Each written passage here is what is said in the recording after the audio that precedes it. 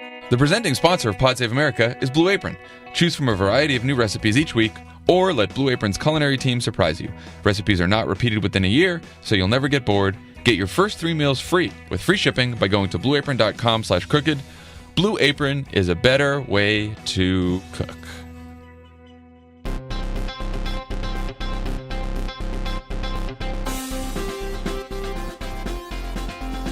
Welcome to Pod Save America. I'm Jon Favreau. I'm Dan Pfeiffer.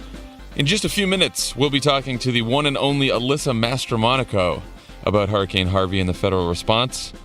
In addition to being a best friend of the pod, Alyssa oversaw the federal government's disaster response when she was Deputy Chief of Staff in the White House.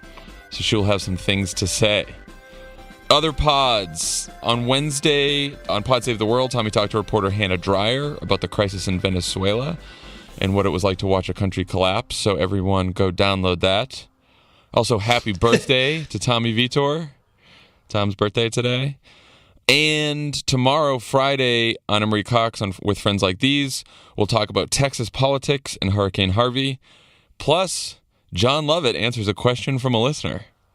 On with Friends Like These? On with Friends Like These. How did she get Lovett to agree to be on an additional pod? Lovett will not rest until he is on all of the Crooked Media pods all the time. The Lovett visit on Pod Save the World is going to be amazing. He's already on the ads there. Tour update. Our tour is basically all sold out, except for Santa Barbara. If you want to buy tickets to the Santa Barbara show in December, go to crooked.com/tours. I don't know what's going on in Santa Barbara there, but I know. What's up with that? Well, that makes me sad. That's our home state. That is like all of Crooked Media, or all of Pod Save America, is in California, and we can't sell out Santa Barbara. Hour and a half from LA, maybe less. Just, it's a beautiful place. Check it out. Okay. When we come back, we'll get Alyssa on the phone, and we will talk about the latest updates around Hurricane Harvey. All right, with us this morning, best friend of the pod, Alyssa Mastromonaco. Alyssa, how's it going? Hi, guys. How's it going out there?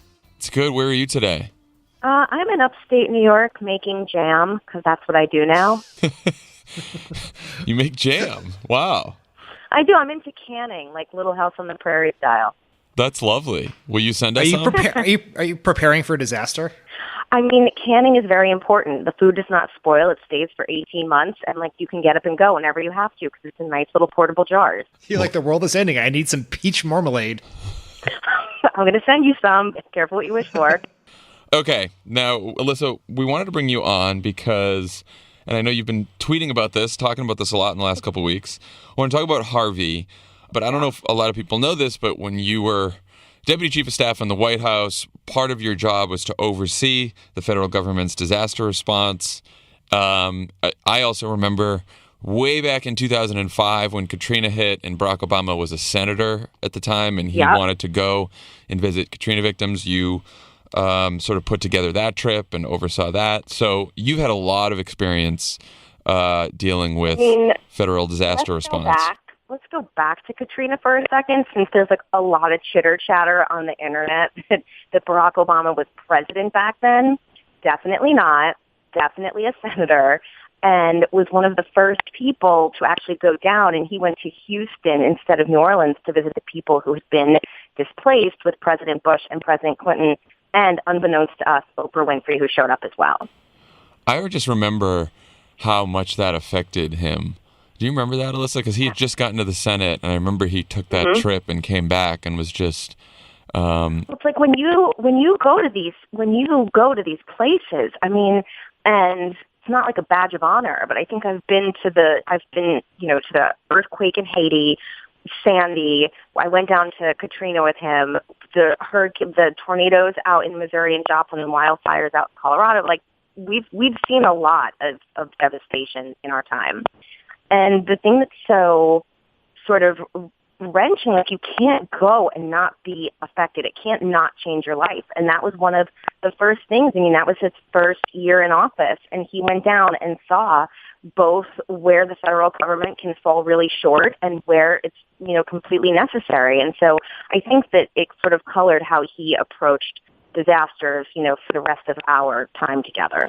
Yeah. So just to give everyone an update on Harvey, here's where we are. At least 38 have died, including a Houston police officer, the mother who drowned while her child survived by clinging to her. Such a sad story. Over 30,000 Texans are in shelters right now. There's disaster declarations in 33 Texas counties. Some people are saying this could be the costliest natural disaster in American history. One estimate has a GDP impact of $190 billion that exceeds the impact of Katrina and Sandy combined. This is devastation beyond comprehension. Alyssa, how do you think... I want to talk about the federal government's response before we get to weather pundit Donald Trump. How do you think FEMA and other agencies have done so far in dealing with Harvey? So, I think it's this period of time, people are glad to be alive, right? In the coming days, people are going to start getting really pissed. And the thing that we have to remember is that, the federal government, FEMA, the state of Texas have done their level best. I mean, people have already started criticizing the mayor of Houston, saying they should have evacuated. You really can only do with the information that you have. And a couple other things that I just wanted to flag for the pod listeners out there, that right now there are 40,000 homes that they estimate have been destroyed, and only 15% of those are estimated to have flood insurance. Over 325,000 people have already registered for FEMA assistance, and 22% of people in Houston live below the poverty line. So let me explain what that means. What that means is that this is a housing disaster. FEMA is not going to be able to make families whole, and that's not really what they're meant to do. And the biggest need, which is why money is so important right now, the biggest need will be for families who have no flood insurance, who cannot repair their homes, and who still have mortgages. And that's going to be a lot of people in the Houston area. So that is why one thing I wanted to say is that I know, when you tweet about how people can help, and people say, oh, the Red Cross, there's been such shitty things said about them. Here's the thing to remember. Very few organizations can mobilize as quickly as the Red Cross. So long term, there may be other organizations you want to give to, but in terms of triage and preparedness, the Red Cross is kind of who you want on the front lines right now, because they're trained and they know what they're doing. That's an important point, because I've been struggling with this too, and our first instinct was to tell people to donate to the Red Cross because for the reasons that you just said, and then a lot of people have been tweeting back at us. Look at the ProPublica report, look at NPR. There's been a lot of reports that Red Cross has mismanaged some money in past disasters, and so I'm not sure of exactly what to do on this. I also have heard, and you tell me if I'm wrong, that local charities, Texas and Houston-based charities, tend to stick around and are able to help long after, all the cameras leave. And so it's also good to donate to some local charities as well. Yes. And so for me, since I have been tweeting up a storm, and this is sort of it is the single most important thing I was ever, sort of allowed to do when I was at the White House. I did give to the Red Cross, but I also gave to the local Houston SPCA and to the ASPCA and to, animal shelters up in New York where the pets are being taken, because many people know that my beloved Shrummy was a Katrina rescue. And in Katrina, 150,000 animals died. And so to me, that's something that's really near and dear to my heart, but I did spread it out between the local, the national, and then where the pets are going to be taken, because they need the resources to feed them and keep them and place them. So I think people just need, a Red Cross, Save the Children has an 86% rate of, money donated going straight to where it's supposed to go. That's obviously a better rate. But in terms of right now and what people need and who's trained to get the people out, I do think that, we do need to make sure the Red Cross is funded fully. Yeah, I think spreading it out is a good idea too. I mean, there's Texas food shelters. There's funds in Texas that can help people who are looking for shelter, like you were just talking about, because this is a massive housing crisis. So there's Team Rubicon. So there's a lot of good charities to spread out the money to. Just don't give it to Joel Osteen. Oh, God. Alyssa, we should point out for the 5 podcast listeners who have not read your book that Shrummy is a cat. Your cat that was a rescue cat from Katrina. And for those 5 people, go buy the book. Buy the book. It is not the Democratic strategist, Bob Trump. No, and actually don't buy the book. Give to a pet charity right now. That's right. So do you think, Alyssa, overall that FEMA is doing as well as they can be doing right now? I mean, how does this compare to what you saw in Sandy and other natural disasters?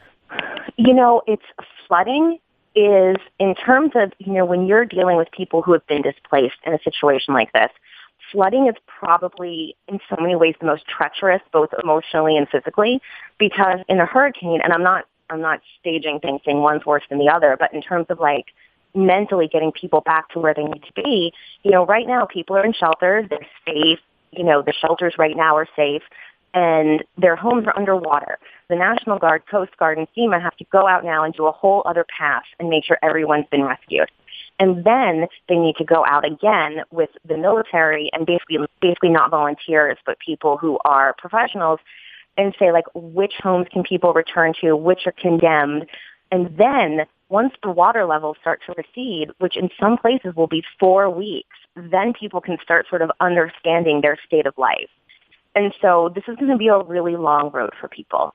I think that between FEMA, Houston, the federal government, I think they're doing everything they can. It's just, this is, borderline apocalyptic. And so you're never going to have 100%.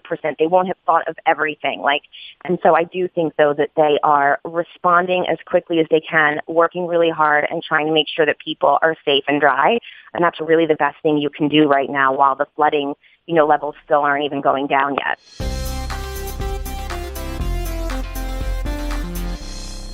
Pod Save America is brought to you by Soothe. Soothe. Lots of things in life can stress you out or make you tense. Boy, howdy. A phrase I use. But Soothe is an on-demand massage service that delivers a hand-selected, licensed, and experienced massage therapist to you in the comfort of your own home, hotel, or office in as little as an hour. Still haven't had the Soothe massage table set up at Crooked Media. And you know what? That's a record we may break. It's been in my home, though, because Emily is a big fan of Soothe. In fact. Loves it. Emily and I still have a couple's massage that we have to put on the books. That's right. Soothe shows up with everything. They bring the massage table, sheets, oil, and even music. I don't like when they talk about the oil. The oil. So you can unwind no matter where you are. You choose the kind of massage you want, from Swedish and sport to deep tissue and more. Massage my ego, please. You can you can even opt for a couples massage, like Jon and Emily are going to do. Set the length of your massage, and you also get to pick the gender of your therapist. Therapists can earn over 3.5 times what they'd make at a spa while maintaining incredible schedule flexibility. That means you can even book a massage for 10 p.m. on a Wednesday. Lovett's going to make some more money by being a Soothe therapist, actually. I'm a Lyft driver and a Soothe therapist. It works out. Oh, God, I got these confused. Now my car's disgusting. You can book via the iPhone or Android app or on the web. Soothe is in 50 cities, including most major U.S. cities and London, Sydney, Melbourne, Toronto, and Vancouver. Interesting list of cities. Vancouver. Book a massage as soon as today. Our listeners are getting a special offer that will get you $20 off your first massage when you use our code CROOKED. Download Soothe, SOOTHE, in the iOS app or Google Play Store, and be sure to use our code CROOKED to get $20 off your first massage. Soothe. The code is crooked. Soothe. Spa-quality massages anytime, anywhere. Get a rub down. Soothe.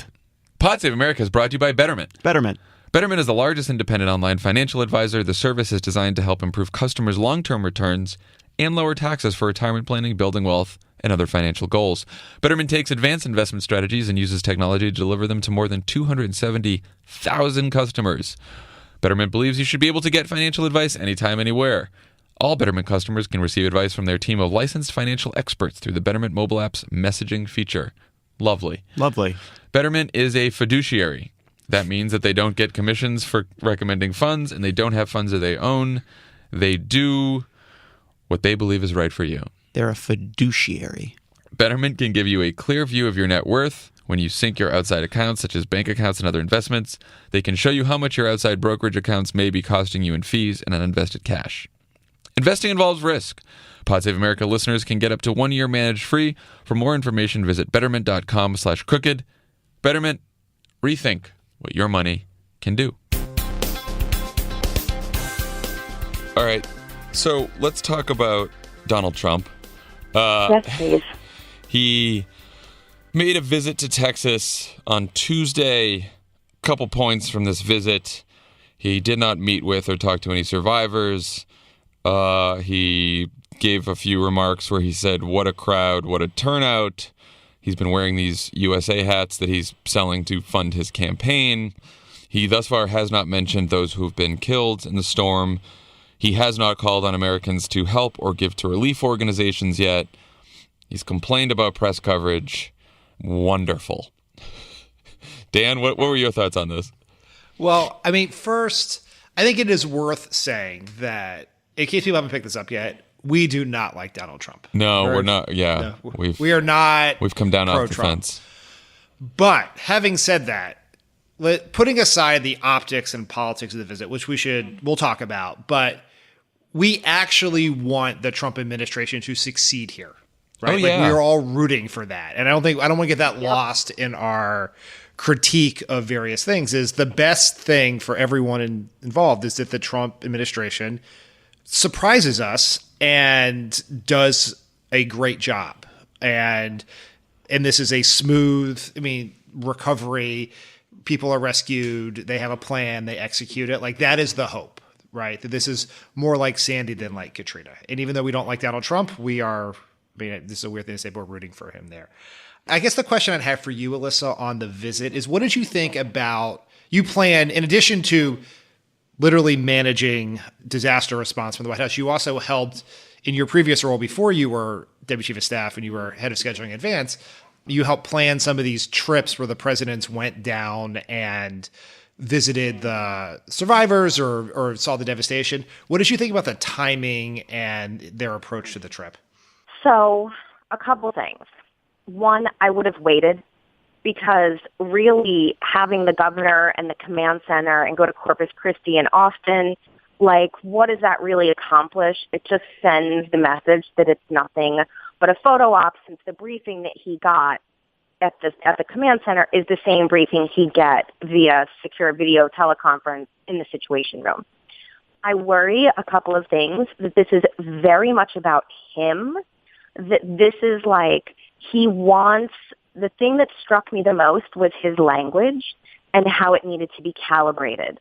So he went down there and he's not a fucking thoughtful person. And so he uses words like epic and historic, which are the words he used to describe his election, instead of tragic and catastrophic. He said things like, gonna come back faster than ever, as if he's going to get the credit for it, when really it's a long, long road. And giving people false hope and bad expectations is cataclysmic. And so I didn't fault him as much for going, though I thought he should have pushed it back. But I just thought that he didn't give a lot of thought to the visit or what he should say. Like, that moment is a moment to stand there with relief organizations on television and say, give to these guys. That's how they raise money. That was one of the most important things Barack Obama did when we went to these places. We stood with FEMA and the Red Cross and the local food kitchens and said, these people are helping. Give them money. And so I thought that they just, for all of the positive things they could have done, I just thought that they missed the mark and that his language was really cavalier.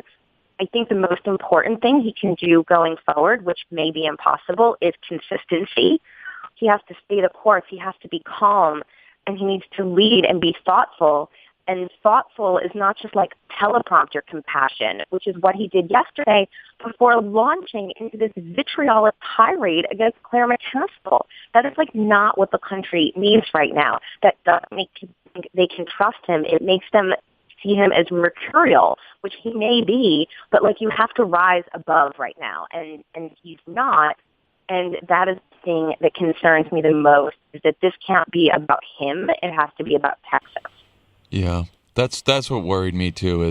We know that Trump has the mindset of a low information, casual cable news viewer. As you were saying, Alyssa, this is going to be such a long road. It's going to need commitment, and not just now, but a couple weeks from now, a couple months from now, a couple years from now. It's going to need steady, sustained commitment from the federal government to help people in Texas back on their feet. And I just don't have any confidence that a week from now or 2 weeks from now, Trump will be caring about this at all. Because right now, in the thick of it, while it's still happening, he's not. I don't know. How do you not even mention the people who've lost their lives in this storm? We all saw, the Bush administration badly botched Katrina. At the very least, George Bush was talking about the loss of life, telling people to give to relief organizations. I mean, this guy is just not even. It seems like it's all about him. It's about his ratings. It's about, this is the most epic storm ever. This is a record. We're doing the best we can possibly do. We're going to, it's so off. It's so off. And here is the sort of concerning part, right? When I talk about staying the course, is that right now people are happy to be alive. They're happy to know that their families are okay, right? In about, I don't know, couple days, any day now, people are just going to be like, where the fuck is my shit? I want to go home. Like there's only so long people can stay in convention centers, and it's going to get dodgy. Like, it's going to get really hard. And he can't just cut and run, And that's one thing about George Bush. And Katrina was it was devastation, and the way it was handled was not good, but at least the government learned the lesson. Right? We learned the lessons. If Katrina had not happened, we don't know what might have happened on our watch. I think that the level of our preparedness and having Craig Fugate as our FEMA administrator, we were very lucky, and we kind of took it to another level, and they have to keep it there. And, right now, the thing that I see on TV and that is also really disturbing to me is, Ted Cruz. Like, he and those Texas representatives, when it came to Sandy, they called it pork and they voted it down. And when the $50 billion funding came through, they all thumbed their noses at it, which, by the way, affected 24 states in the biggest metro region in the country and the U.S. stock exchange and everything else. Years before that, our vice president, Mike Pence, did the same thing with Katrina. And so while I would not say the chickens have come home to roost, because I do not believe this is a karmatic experience, I do hope that people now see you don't play politics with stuff like this. These are people's lives. And I hope that this moment forever changes how they look at these events going forward, because you shouldn't have to nickel and dime and take 5 months to get a bill together to get people the money. The longer they nickel and dime, the longer it takes for HUD to get that money for these people to start being able to rebuild. So I hope that this is like a new broom sweeps clean moment, and that we never have to deal with this again. You're putting a lot of faith in Ted Cruz, which I would not recommend. Could you talk a little bit? You mentioned how long a road this is. Like, I remember in 2007, 2 years after Katrina, I went with then Senator and candidate Obama to the 9th Ward in Louisiana, and there were people's houses who no one had touched yet were still destroyed, and they're living in trailers basically in their driveway. So if you could talk a little, and they were very unhappy, as you can imagine. Can you talk a little bit about two things? One, like, what is happening in the White House right now? And then two, once the floodwaters start to recede, what's the immediate next step the government should be doing? So the most important thing that people should be doing, and you guys will remember when the earthquake in Haiti happened, President Clinton and President Bush got together and they had the Clinton-Bush Haiti Fund. There needs to be a massive, and the White House should be organizing a massive external fundraising operation, ways to harness hundreds of millions of dollars to get them down to Texas faster. Then the government will be able to, just because it is government. Even with all of the cutting of the red tape that you can imagine, it's still, still the government. It's still going to be hard. And there are a lot of reasons that it sort of should be a bit rigorous, because you want to make sure that the money is getting to the right places. So if I were in the White House, I would be trying to coordinate a huge fundraising operation externally, chaired by, I don't know, maybe former presidents, maybe heads of business, to try to get money down there as fast as possible. But, this process for getting people back to, close to whole, let's kind of level set. The maximum amount of money a family can get from FEMA is $34,000, and most people will not be eligible for that. You sort of incorporate the fact that only 15% of people have flood insurance.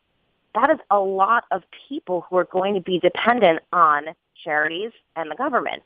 And, Katrina still, it's going to take years and years. Like when Donald Trump was sitting there with the governor saying, we won't congratulate each other now, we'll congratulate each other when it's all done. That just kind of like gives One, it lets the people who are listening to him think that this will be wrapped up in short order. And, it clearly shows that he did not understand that this is not a weeks or months process. This is a year, like 5 to 10 years before Houston is probably, back to where it was a couple weeks ago. So it's a long road. It is a long road. Can we talk about one last thing, which is Trump wearing these hats and fundraising at the same time, and just talk in general about, because I saw on Twitter, Alyssa, you also said that, both parties should probably stop the fundraising while this is actually happening right now, while the disaster is occurring. What are your thoughts on that? So, couple things.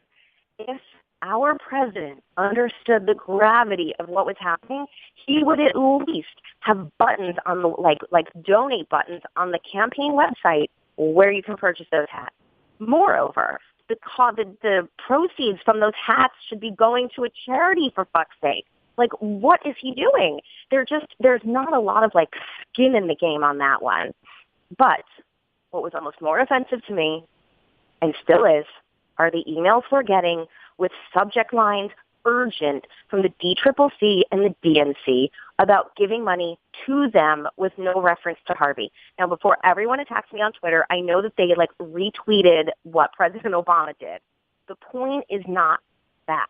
The point is that they should not be going out and asking people for money right now. It is appalling, and I was embarrassed. And, I got another one this morning, and I sent a very nice note back saying, you need to fucking stop.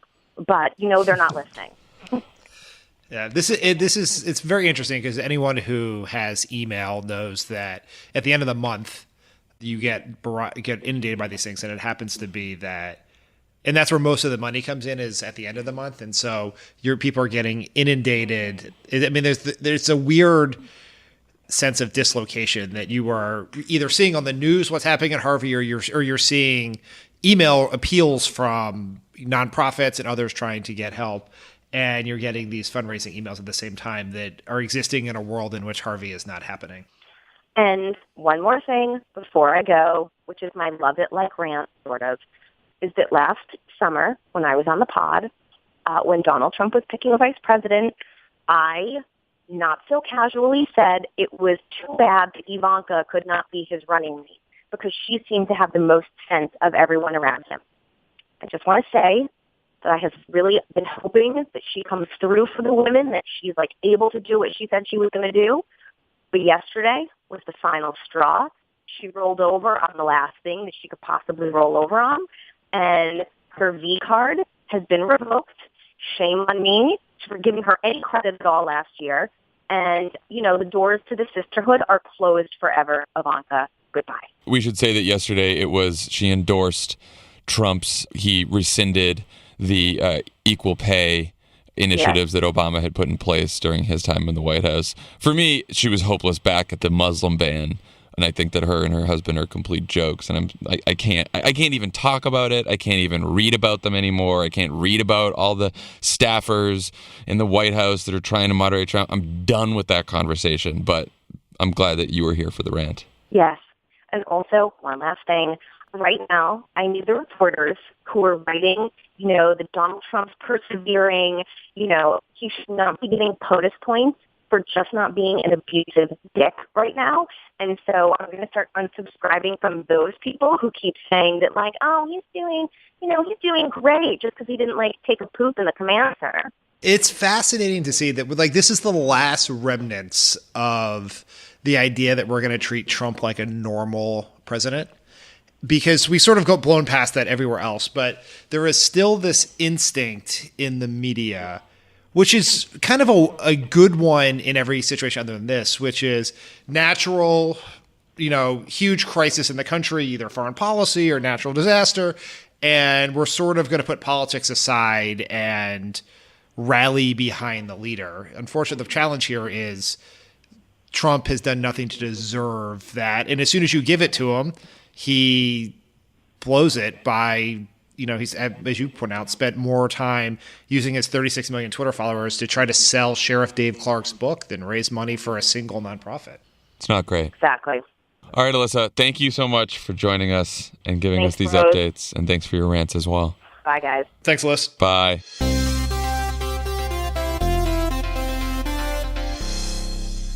Pod Save America is brought to you by Movement. Movement. You guys know Movement. Is this a watch thing or an eyeglasses thing? We're about to find out. I don't know. Just looking. They reinvented the watch business We knew that. by selling direct to you with over 1 million watches sold I feel to like date. this is leading into sunglasses territory. Well, they did it again, John. What's it about? This time With what? sunglasses. Sunglasses. They were tired of having to pay for cheaply made throwaway shades or overpriced designer sunglasses. You know who recently was So they wearing said- some overpriced designer sunglasses? Louise Linton. Louise Linton was. But she called them Tom Ford Sunnies. Ugh. We don't talk about that here. We talk about hashtag movement. Hashtag join the movement. Continue. So anyway, they were tired of paying for these cheap sunglasses or overpriced sunglasses, so they said, fuck it, we'll make it our own. It says right here in the copy. Does it really? It says screw it. Oh. I decided to take it up a notch. Bulgarian. Yeah, you know, we're going to earn that explicit rating. Movement sunglasses start at just $70 with the option to upgrade to polarized. Do that. They're great. Those overpriced designer brands will run you upwards of $200! Exclamation point. Movement figured that by selling online, they were able to cut out the middleman and retail markup, providing the best possible price. These are high-quality premium acetate frames. No cheap plastic here. Listen. You gotta see these. That's what it says. Look, I see in them the on Love It every future, day. They look stunning. They look stunning. Stunning on John Lovett. Look, the malls will be empty, but nothing you can do about that. Order sunglasses online. We're not going to stores anymore. Lots of styles to choose We're from. sitting on our couches, and the world is coming to us. Sunglasses, other products. That's the future. It's pretty good. Get 15% off today with free shipping and free returns by going to mvmt.com/crooked. You know Movement for how they've revolutionized the watch industry. Now's the time to check out their sunglasses. Go to mvmt.com/crooked and join the movement. Sunglasses. Pod Save America is brought to you by the Cash App. The Cash App. Download the Cash App. Download the Cash App. You get $5. You'll get $5. $5 is going to go to the Red Cross $5 for will Hurricane go Harvey relief efforts. to relief efforts. This is great. And you put in the code PODSAVE. Again, if you've already downloaded the Cash App, we're still talking to you, but we'd like you to go find a friend who doesn't have the Cash App Look, yet. some of you downloaded the Cash App before this began, and that was something that you did. A lot of you have already done it while we've been doing this, both with donor shoes and now with Hurricane Harvey relief. But some of you haven't yet. We know that. We know that some of you haven't. We know it. It's something that we know. Yeah, and we want you to fix it. That's all. We're asking nicely. Look, This is your Pod Save America friends just I asking nicely. know that people are using other apps sometimes, but you're not. We're not using those other apps anymore. We're not using those anymore. We're using the Cash App. So download the Cash App today and you enter the code PODSAVE You enter the code PODSAVE. and things start getting better. You download it, and now that's your payment app. That's what you're using. Cash App. The Cash App. Pod Save America is also brought to you by Postmates. Postmates. We love Postmates. We love Postmates. I postmated a garden hose the other day. Postmates I'm a is homeowner wonderful. now, and that's what I do. It has enabled John to basically turn his house into some kind of a staging operation for Postmates. Busy time. I'm prepping for the pod. I'm running around. I'm trying to unpack. Yeah. I need a garden hose. This There guy- comes Postmates. This guy needs another hour of the day. Is what he needs. I do. Download But Postmates. he can't have one. What he can have is Postmates. What I can have is Postmates. It saves you time. Download the Postmates app if you haven't already. Sometimes Enter at the work, I'll play a YouTube video and he'll just shout time management, and I say, it was a long mind video. your business. There's only so many hours in the day, John. Time management. Trying to build an empire He shouts here. at me across Trying to build the an vast empire. HQ. Postmates. That's what this is for. You enter the code CROOKED, you get $100 in free delivery. $100 That's with the enough for code I don't know how crooked. many garden hoses. We don't know how many garden hoses, but it doesn't matter Download the code because you're not going to CROOKED. get more than one. Download Postmates and enter the code CROOKED today. Postmates app, go do it. So let's talk about tax reform. Quite a segue. I'm glad you didn't even try. I didn't even try. Let's just be fully transparent. I mean, the real segue would have been in the middle of this ongoing natural disaster, the President of the United States traveled to Missouri yesterday to sell tax reform, which is very bizarre. Can we just talk about that? Let's start with that.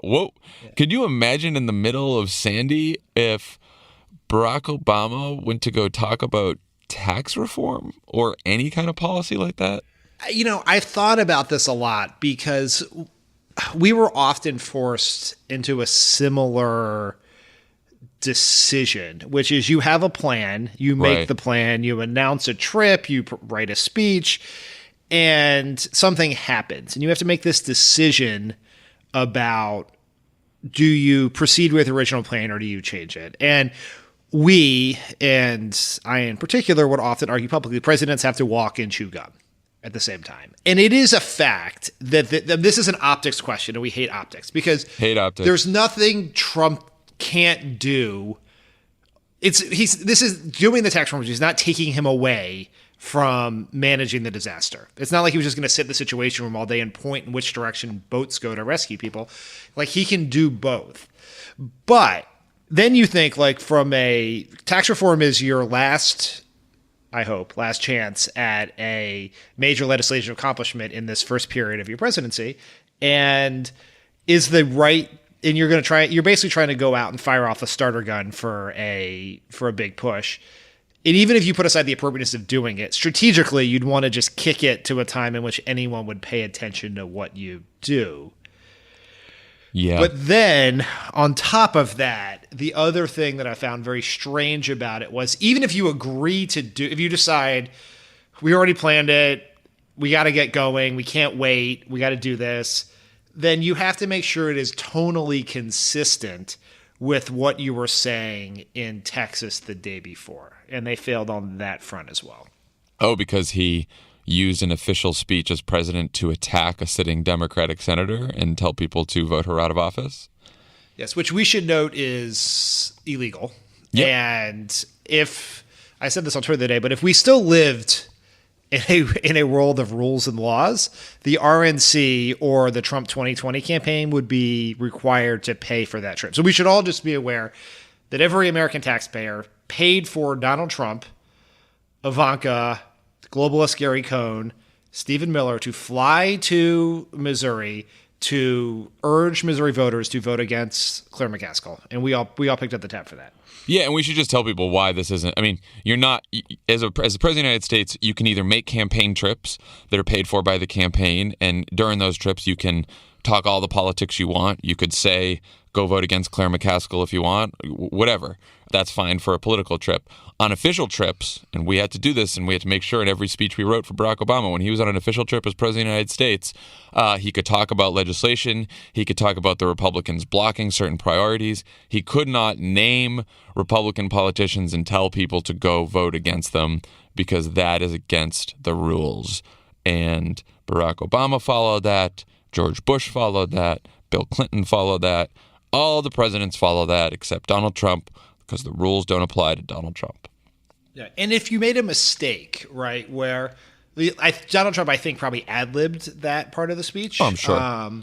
And presidents are one person, and they have a lot on their mind, and maybe they know it's a political trip, maybe they forgot the rules, whatever else. You would just go fix it, and you'd write the check, which they're almost certainly not going to do. No. All right, let's talk about the speech. It was big on messaging, not so much on the details. The messaging behind the plan is to, if you ask the Trump White House, simplify taxes, encourage job creation and wage growth, provide tax relief for middle-income families, blah, blah, blah, companies bringing money back to the U.S. None of this was borne out into the speech because there were no details. The only real details we got is he wants to cut the corporate tax rate from 35% to 15%. There's been talk about getting rid of the estate tax. Really, there's no other details here at all. What do you think about the politics of tax reform in general, Dan? Well, I think there are two elements of it. We can stipulate off the top that the tax code needs to be reformed. It's been since 1986. That should happen. The reason it hasn't happened is it's really hard to do politically, and there's a lot of disagreement on the ways to do it. You could do it, and you could get rid of a lot of these loopholes and make people pay higher taxes, or you can get rid of these loopholes. You can lower taxes and get rid of loopholes people like the mortgage interest deduction or things like that. I always tell the story that tells you how hard it is to reform taxes. We had a idea that we were going to pay for. I can't remember what the initiative was, but we needed to pay for it within the budget, and we were going to eliminate the tax incentive, the tax loophole for private jets. That seems like a pretty easy thing to do. Do people think that people who own private jets need more tax breaks? Seems like something that would poll seems common very sense, well. Right? Who can't agree with that? But then everyone freaked out. Republicans freaked out. They were gonna fight to the death to preserve the loophole for private jets, and even a lot of Democratic donors, Obama supporters, got very upset about it. And so, if you can't eliminate the private jet loophole, then you can see how hard it's going to get when you get to things that affect lots of people, like the mortgage tax deduction and things like that. But here's what I'll say: here's the political upside for Trump.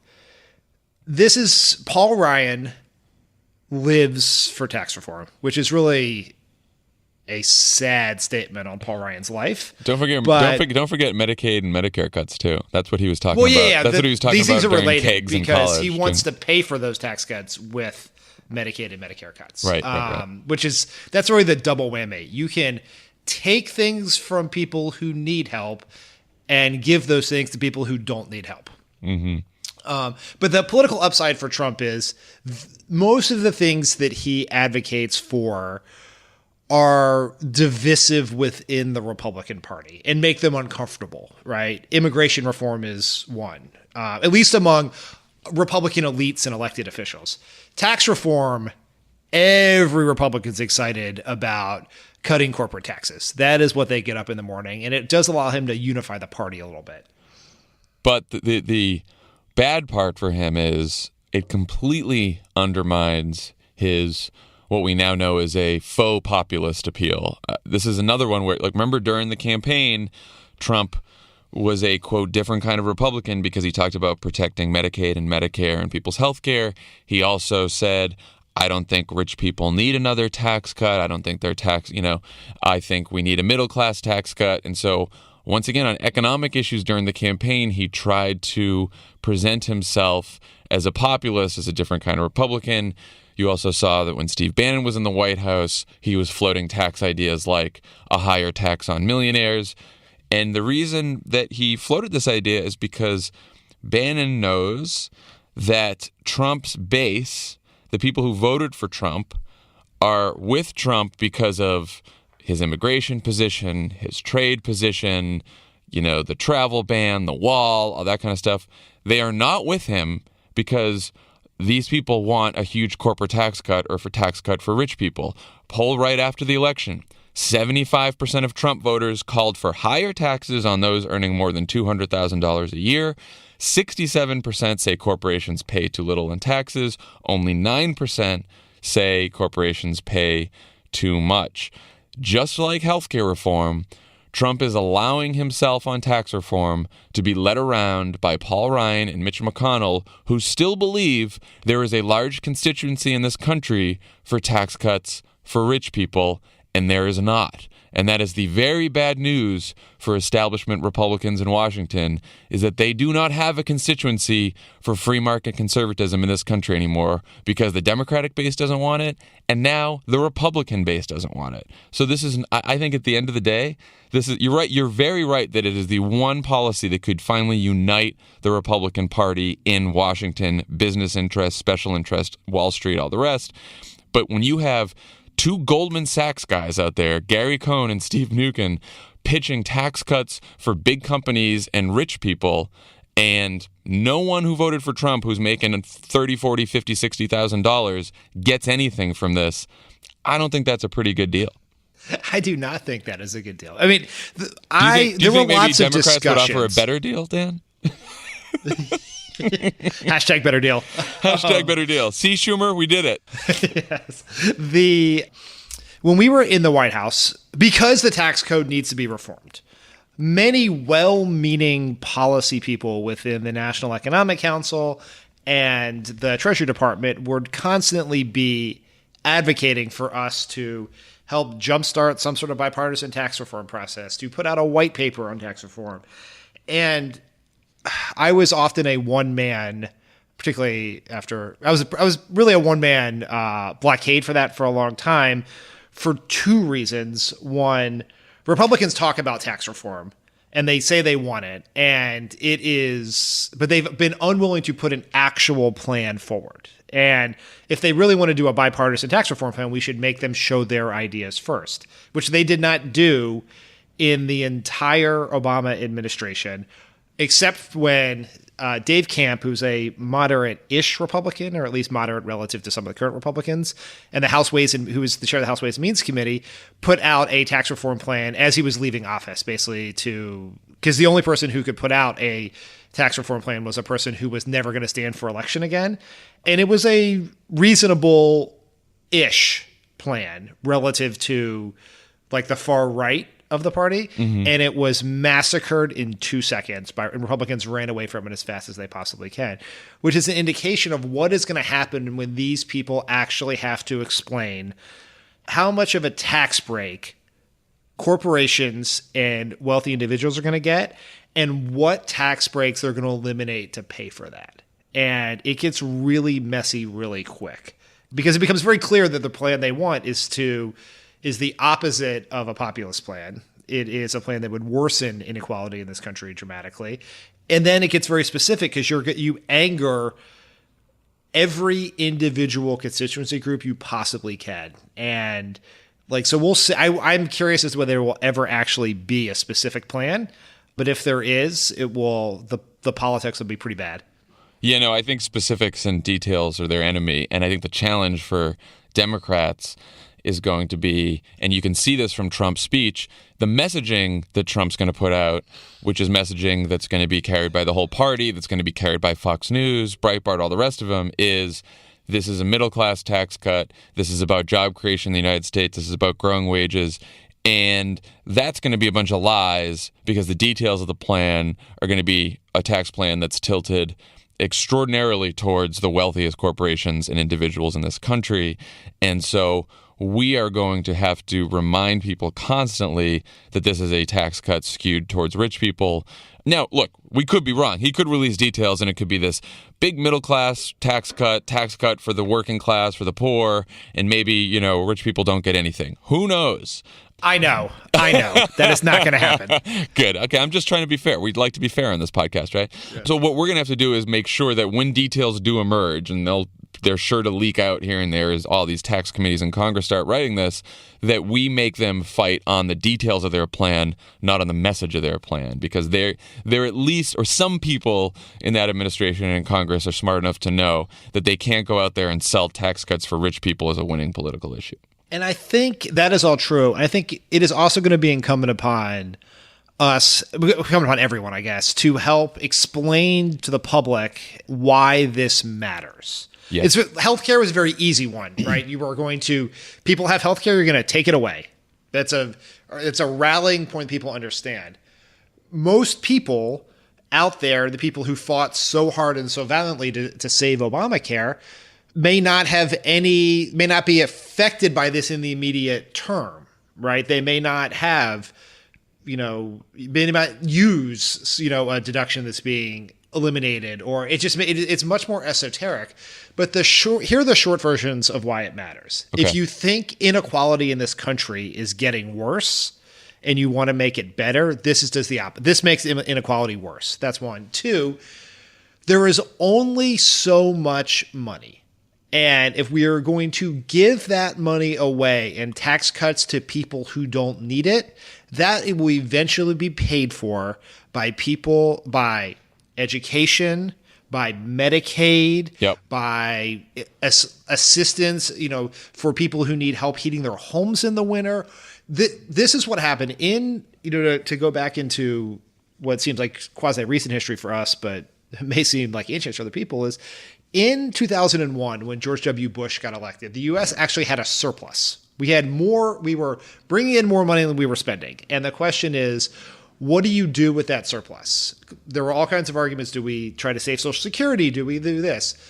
As president, George Bush gave all that money away and then some in tax cuts. And then when that surplus was no longer gone, we were in a deficit, we were forced to, spending was cut. And spending was not, and where we needed spending, we're not able to do it. And so if we're going to give money away to gigantic corporations to get tax breaks, or to wealthy individuals, then eventually someone's going to pay for it. And the someone is always the people without the high price lobbyists. And it'll be students and working class people and people on Medicaid and the like.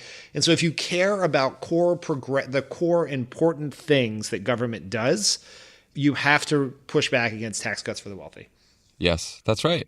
I mean, they're going to say that you need more tax cuts because tax cuts are all about lowering taxes on companies. It's all about making our businesses more competitive. It's about attracting more businesses and jobs to the United States.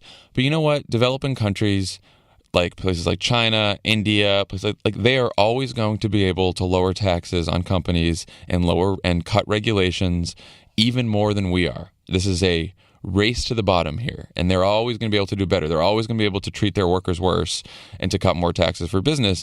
And the way that we compete in this country, the best way to compete is not to keep cutting taxes and cutting regulations and cutting protections for workers and stuff like that. The way to compete is to have the best education system in the world, to have the best healthcare system in the world, to have the best infrastructure in the world. That's how we compete for jobs in this country. And as you said, we were made all these promises in the 2000s about these Bush tax cuts and what they were going to do and how they were going to create jobs. It didn't pan out. It was the worst job creation in decades. There were no higher wages. It blew up the deficit. Inequality increased. Nothing came of the Bush tax cuts except for huge fucking deficits. And here we are again now, and they're making the same argument, and it's still wrong. Yeah, the trickle down economic theory that has dominated the Republican Party for 30 years is one of the most discredited theories in history. It has been proven wrong time and again, but people like Paul Ryan are addicted to it. And they may not, perhaps they don't even believe it. I don't know, but like, how insane are we to keep doing this time and time again? So, I mean, this may not seem as important as healthcare in the sense that it is not so immediate that you or someone you know is going to lose healthcare, but it is going to, if they're able to succeed in doing this, we will look back on this 2 years, 5 years, 10 years, and deeply regret allowing Paul Ryan to do this favor for their wealthy friends. Yes. Okay, let's move on to the next more immediate emergency here, which is Trump has to decide by September 5th whether he will continue the Deferred Action for Childhood Arrivals program known as DACA. The program thus far has protected nearly 800,000 young undocumented immigrants from deportation. These are kids who were brought here by their parents through no choice of their own. They have lived here almost all of their lives. They are American in every sense of the word. This is an extremely popular program, in addition to being the right thing to do. 64%, NBC just had a poll out today, the SurveyMonkey poll, 64% of people in this country support DACA, only 30% oppose. 71% of Americans support legal status for people who are in this country working, who want to stay here. Only 26% believe they should be deported. This is a program that, if eliminated, could put 700,000 jobs at risk because, we think about DACA as a program, it's all about kids, but a lot of these Americans have been here for so long now, they're in their 20s and 30s, and they're working. And the end of this program would be, it's incredibly cruel that we would deport people who have lived here most of their adult lives. But that's where we are right now. Yeah, I mean, let's put a very fine point on it. Many of the people who benefit from this program were brought here by their parents when they were small children. They have, in some cases, no memory of the country that Trump may want to deport them back to. May not even speak the language. It wasn't a decision they made. They were children, and they were brought here and have been part of our society for their entire lives. As Barack Obama always should say, that they are American in every way but papers. And that's why he made the decision to use executive action to help these people. Just imagine you've spent all but the first few years of your life in the United States. You went to school here, you went to college here, you may even be starting to raise a family here, and you're going to get picked up one day and sent back to a country where you know no one and never be allowed back in the United States. And just the lack of empathy and compassion for these people is so mind-boggling, yet par for the course with this administration that it's really hard to fathom. And remember, it's because many of these people are in their 20s and 30s. They have children of their own now, and they could be separated from their families and sent back to a country where they don't know anyone. So the reason we should tell people, the reason this is becoming an issue is the Attorney General in Texas and a bunch of other conservative attorney generals have been threatening to sue the federal government in an unfriendly court if Trump allows the program to continue. They do that, the Trump administration could decide whether or not to have the Justice Department defend DACA in court. So basically what Trump's deciding is, do we keep this program up knowing that we're probably going to be sued by these AGs, and then do we defend it in court? Of course, worst attorney general in history, Jeff Sessions, is very much opposed to DACA, was when Obama was president. So it seems unlikely that he would want to defend this in court. But I love that, this morning there were reports that, the Trump administration, Trump understands how important this issue is. And, he wasn't sure if he really wanted to end the program, but he thinks it just might not be legal. And that's why he might come down against it. Because, Trump is famous for making sure that everything he does is legal. Noted constitutional scholar Donald J. Trump. Come the fuck on. He literally broke a law yesterday. Didn't give a shit. So if the rule of law has become the new way in which Donald Trump makes all of his decisions, I'll be happy to see that. But it is legal. Very smart people, much smarter than Attorney General of the Confederate United States, Jeffrey Beauregard Sessions. Many legal scholars smarter than him have looked at this and believe it is, with great confidence, that it is legal. We would not have done it otherwise. Right. So what can people do about this? In the Senate, Dick Durbin and Lindsey Graham have introduced a bipartisan bill that would offer a path to permanent legal status for anyone affected by this program. So you should call your congresspeople, tell them to get on board with the Durbin-Graham bill.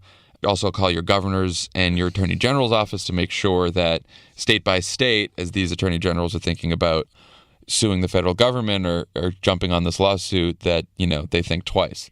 So those are things that people can do. I also heard, by the way, that there's reports that the Trump administration may be open to a deal where he extends DACA in exchange for Democrats voting for the wall funding. What do you think about that, Dan? I don't know. Look, there's very little that I would not agree to help these 800,000 people.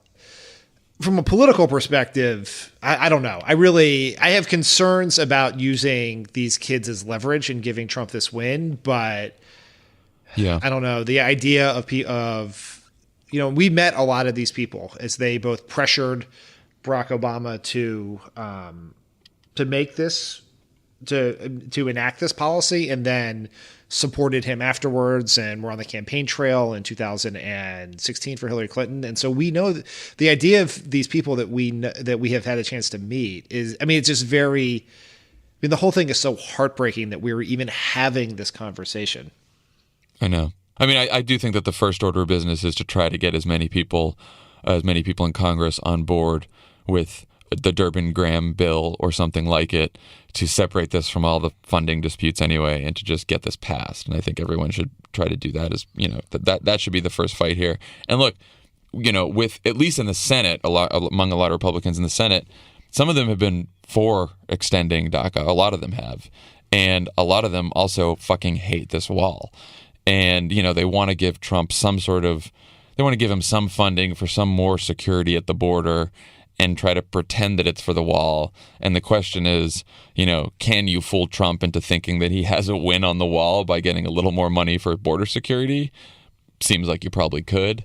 Yes. The answer to can you fool Trump is yes. Right. So I guess we'll see how that goes. But I will amend my rambling answer. You were correct that this is a bill that the Graham-Durbin bill, and Durbin has been, to Senator Durbin's credit, has been fighting for the Dreamers for a very long time and almost passed this in 2010, but was filibustered by Republicans. And like we should, the right thing to do is to try to get that bill passed, and everyone should go on record about how they feel about it. If they don't think these people who've been in this country nearly their entire lives should be here, then just come out and say that. Don't hide behind Donald Trump's pant leg. Come out and say it. Hey, Dan, it's Lovett. Hello, Lovett. It's only a few minutes that I can sit here in silence before the microphone. I can't help myself. He was just hovering. He was hovering. I think I was going to ask that question.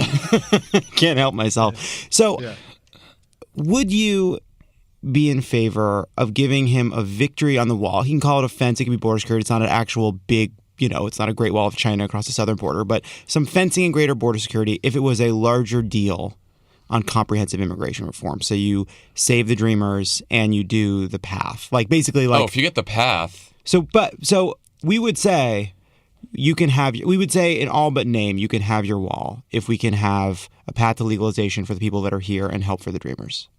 Yes. Yeah, I think so. I think Democrats would be foolish not to take. Why don't we say that? Well, we should. Here's the thing: is because so many people are just paying attention to politics now because Trump is president.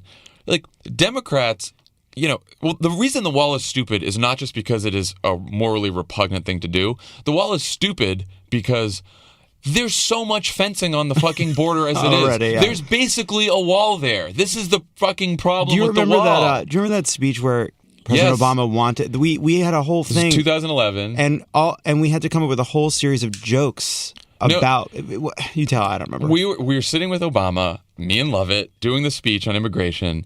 And Obama's like, the point I really want to get across in this speech is that we have given Republicans everything they wanted on funding for border security. Every time. They asked for more border patrol. We did that. They asked for more fencing. We did that. It's all stupid, but we gave it to them because we said we want comprehensive immigration reform, and it's more important to give the millions of undocumented immigrants here a path to citizenship. And so Obama's like, I want to get in this speech all the money we've spent on border security, and I just want to, flood them with statistics. And we were like, well, we could, but it's probably not going to get headlines just putting a bunch of numbers. And then Obama just starts going off. He's like, they have all the border security that they want. What else do they want? Do they want a moat? Do they want to put alligators in the moat? Alligators in the moat. And he starts going off, and we're like, we should put that in the speech. Let's just do that. And so we gave him all. We just kept going with the metaphor, the alligators, the fire, and all that kind of stuff. And it ended up in the headlines. That was the headline that he wanted. But it's a ridiculous. Part of the reason the wall is so ridiculous is because it's nonsensical. I would like to state that I was White House communications director at the time, and alligators in the moat was not the headline I wanted, but who am I to say?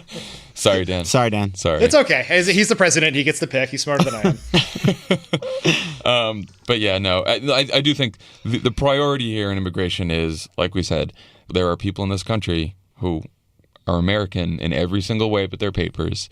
And there's also millions of other people who are hardworking Americans in this country, and they deserve a path to citizenship. And they've worked hard, and and we need to do whatever we can to help keep these Americans in this country. Before we quit, can we do one other thing real fast? Yeah.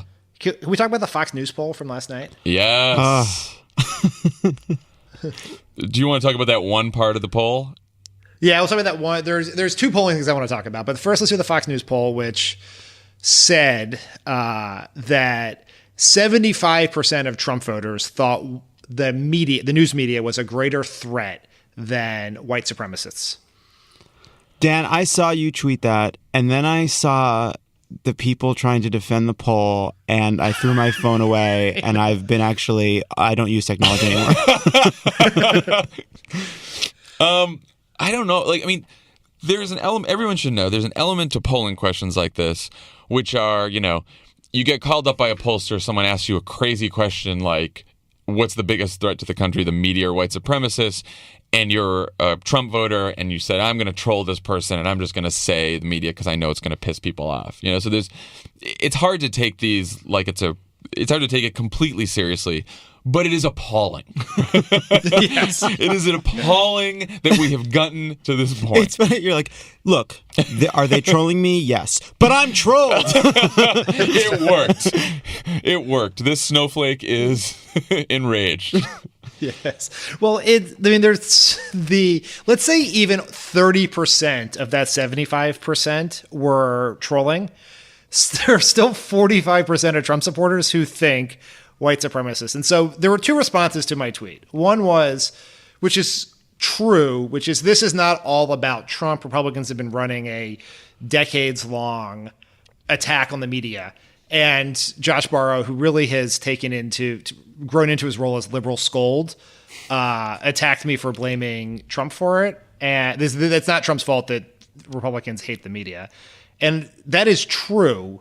But it is Trump's fault that opposition to white supremacy is now a partisan issue in this country. Yes. That if you say you are opposed to white supremacy, then you are opposing Trump, and that causes you to break faith with your tribe. So you must choose white supremacy over the news media. And that is something that we can only blame Donald Trump for.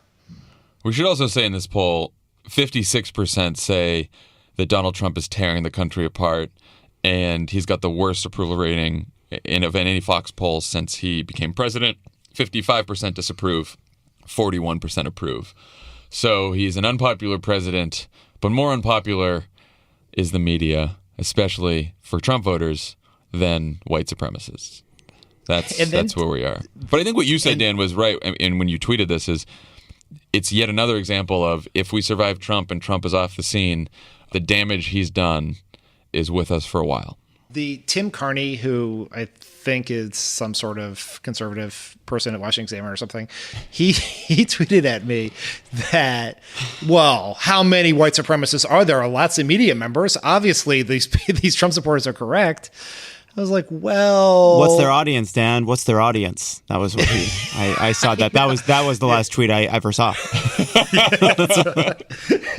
What is their audience? It's like, well, maybe it's almost as if a white supremacist literally killed someone 2 weeks ago, and the media writes things that you don't like. Like, that is such a stupid argument. Like, the fact that you would have to defend that as a part of pro-Trump media or conservative media, you would feel a need to defend that point of view is part of the whole problem. It's bad. Do we have a happy note to end on? Well, I'll give you one. Okay. In the Survey Monkey poll, we're in the polling section. But if we're going to be in dystopia, can there be fucking robots or something? Can there be like something? Anyway, go on, Dan. I'm sorry. Yes. That 61% of people oppose the Arpaio pardon. Yeah. So we'll take that. Amazingly, and this just shows, I actually think this is a good thing. So that happened on Friday. It is now Thursday morning. That poll came out of the field, I think, last night. So 60% of people opposed it, and 34%, I think, supported it, which means 94% of respondents were aware that it happened and had an opinion on it. So people are fucking locked in on what's happening, and that's probably good. I guess it got the ratings that Trump was hoping for. Yeah, exactly. Point I was to Trump. teeing you up for right. that, people. He was right about those ratings. All right, everyone. That's all for today. Please go donate to Harvey Relief if you haven't already, or if you have, keep donating. And also, be sure to call your congresspeople and tell them to get on board the Durbin-Graham DACA bill. And that's all we have. That's it? We're in the outro? This is it? Is there music? This is the outro. It's happening. We're being outroing right now. Did you see the Bloomberg story on the Kushner businesses? Hoo boy. Would that be a topic of Love It for Leave It? Maybe. Benjamin Wittes from Lawfare Blog tweeted this morning, "Today is going to be a long day." I know he likes to... Sometimes he's a bit of a drama queen, that one. But he's also been very correct on a lot of big stories. No, of course. Listen, here's an idea. Tweet that every day as long as Trump is president, and you'll be right more than half the time. So who knows if something on the Mueller investigation will break today. You could be listening to this right now and it's already broken and you're like, why did they record the podcast so early? I can't believe Trump did that, but it's a shame that Paul Ryan won't stand up to him. That's our reaction. If only we had a Congress to hold him accountable for these very obvious crimes. Oh, man. Anyway. All right, this is a hell of an outro. We're making up for last week. All right, everyone. See you later. Bye, guys. Happy birthday, Tommy. Oh, happy birthday, Tommy. Here we go. Happy birthday, Tommy.